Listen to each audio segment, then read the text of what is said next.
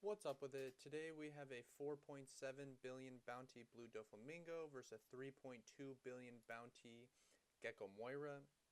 Looks like the Dofi won the rock, paper, scissors and chose to go first with a Law, Sengoku, Jozu, Buggy, and Jinbei in hand. I think this is a snap keep. We have the option to either start with the Buggy or the Sengoku.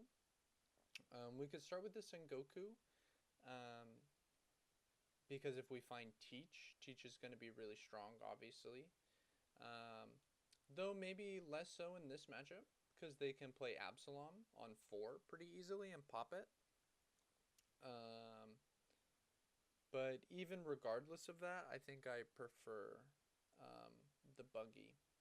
Um, just because going for the Teach if you don't find it feels really bad.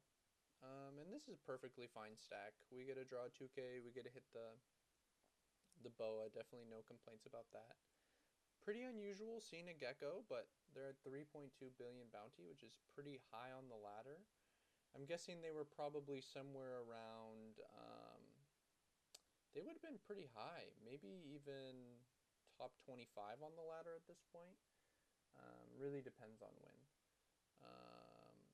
Oh, they just gave us 2 cards and still took the hit. So I think what happened there was they thought we were swinging 7. Yeah, and we're just confirming that they were that high up on the ladder because it seems like a pretty crucial mistake to be making this high up. Yeah, it looks like they're going to swing 7 at boa. We're always taking that. Or countering out of that, rather. But anyways, yeah, interesting to see the gecko. Maybe they've cooked up something. Um, I don't know if they've been playing it to get up this high on the ladder or if they got this high up and they're like, oh, I'm going to have some fun today. I really don't know. Yep, we're always going to swing 6 here.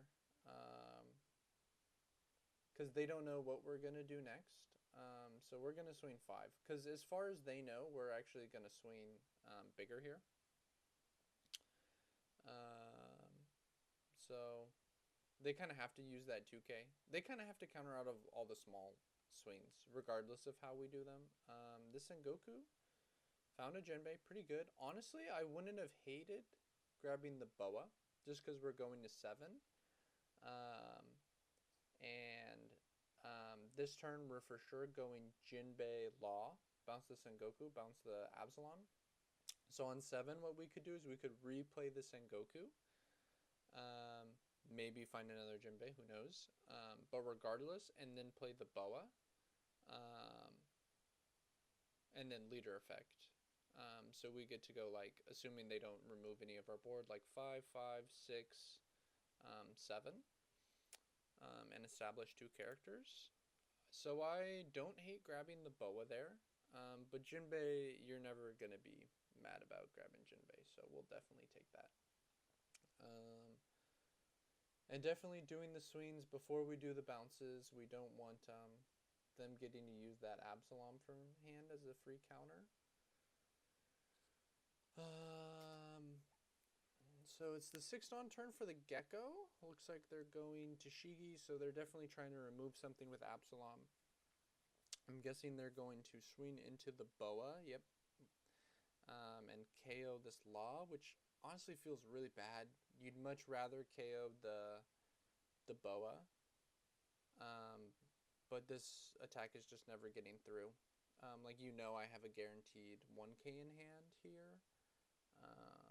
Because the Sengoku was bounced. Yeah, I like swinging the 5 Jinbei just at the Tashigi, because if they want to protect it, like, it's going to be a reusable threat every turn. So they took the 6. So that means that a lot of the time the 7 is also connecting. But yeah, so swinging at just because it's a reusable body, they get to activate main -2 every turn.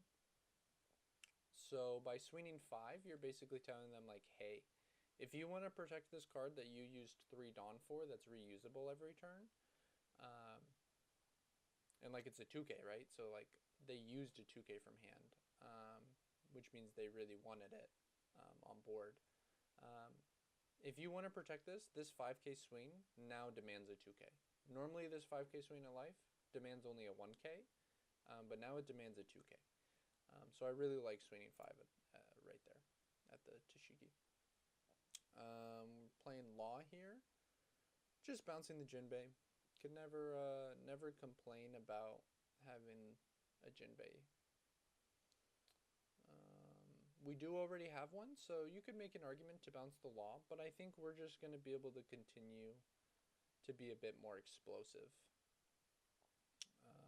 Swinging 5, it's just never getting through. See, the problem with the Gecko that I'm seeing, yeah, because they want to play Gecko on 8. The problem that I'm seeing is that, like, they're forced to swing these small numbers, and they can't double remove like Lucci can. Like, Smoker gets to swing a little bit bigger numbers, because he can become a 7k leader for only 1 Dawn. Okay, so Perona here. So this is pretty interesting. Most people, or a lot of people, I don't want to say most people play Perona at 4 and they think it's a phenomenal card. But I've seen a lot of discourse about how Perona's cuttable, or you can cut down on it, down to like 2 or 3 copies. And I just think there's just no way. Like, let's look at this turn. Like, let's say we don't have this Perona, it's just like another Sengoku. Right? We can go like Sengoku, grab a 4. So like in this case, it would like grab the Law, right? And then we could go like Jinbei, Law. So that's 5 Dawn to play 2 4-drops. Or, since we had the Perona, because people say you can only play Perona on specific turns. But like, I don't think when people think specific turns, they're thinking about this 9 Dawn turn, right? No one's thinking about that when they're like, oh, Perona's good on specific turns. But instead of using 5 Dawn to establish a 4, what we're going to be able to do is we're going to be able to use just 2, right? We're going to use 1 for Perona, 1 for leader effect. And then the 2 Dawn that we're attaching to leader doesn't really count as using Dawn because we're being aggressive. So this Perona effectively allowed us to save, 3 Dawn. Sure, we're going to have 1 less 4-drop on board. But like, we're in a situation where just being aggressive is good. We don't need 5 bodies on board. I don't think. Just being able to save that Dawn, and now we're going to be able to go 7s across the board. Just seems really strong to me. I think this is pretty easy. We're going to put the Law on top, bounce the Perona, bounce the Absalom, and just swing a bunch of 7s. We'll do that last, of course. We're going to want to swing 7s with these, just in case they play any silly triggers like Finger Gun. Seems unlikely, but it's always possible.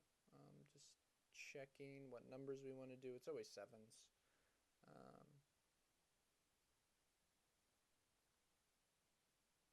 Yep, so at this point, the Dofi is so far ahead, it feels pretty unlosable.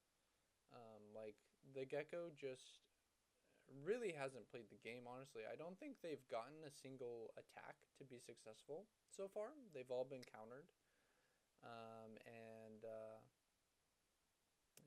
The Dofi still has a full board and 4 cards in hand. We also have the Perfume. So even better that we were able to be more aggressive by not playing 2 4-drops. Because look, now they're at 0 and the game's just over. It doesn't matter, like, they have 6 cards in hand. They would have to go like double Rebecca. Swing 7, swing 9, and then their hand has to also be all 2Ks, and they maybe still die. So, but they don't have that dream hand. They just have double Sabo. So this is an interesting thing. It doesn't matter here. So we're starting with a 5. It doesn't matter here because they only have 4 cards in hand, so they can never counter out of a 15. But let's say our opponent had 10 cards in hand. We want to start with the 5s because if I swing 5 here, the Sabo can't block this, right? Like, if they try to take the free block, now you can just go 5, 10, 10, and they would have to block one and then take one. They don't know for sure you have the perfume, so they have to respect it, or they have to respect that you don't have it. So when you swing the 5 here, before you play the perfume, they have to counter out of it. Otherwise, they get punished by you attaching Dawn and doing bigger swings, even if you don't have the perfume. But if you do the perfume first and they have like 10 cards in hand, and then you try to swing these 5s, then it's like, oh, okay, now I can take the free blocks. So not important in this situation, but definitely should be swinging these small dudes first, just to tax them for cards, you know. And doing it again, this one should get blocked. They throw and they don't do it, which is fine. Like, they're losing either way.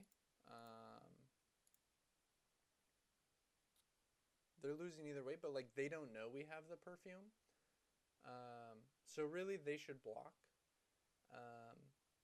because that card could eventually, you know, they're always losing, but there was a non-zero chance. No, there's a 0 chance they were winning. But anyways, so far it doesn't really seem like this Gecko Moira is working, at least versus Doflamingo. Just kind of seems like they barely even played the game, but maybe they just got bad cards. It's small sample size, but I'm led to believe that they are not cooking with this, even if they've successfully climbed so high on the ladder. But maybe it's, you know, it's hard to say. But thank you so much for watching. I hope you have a great rest of your day.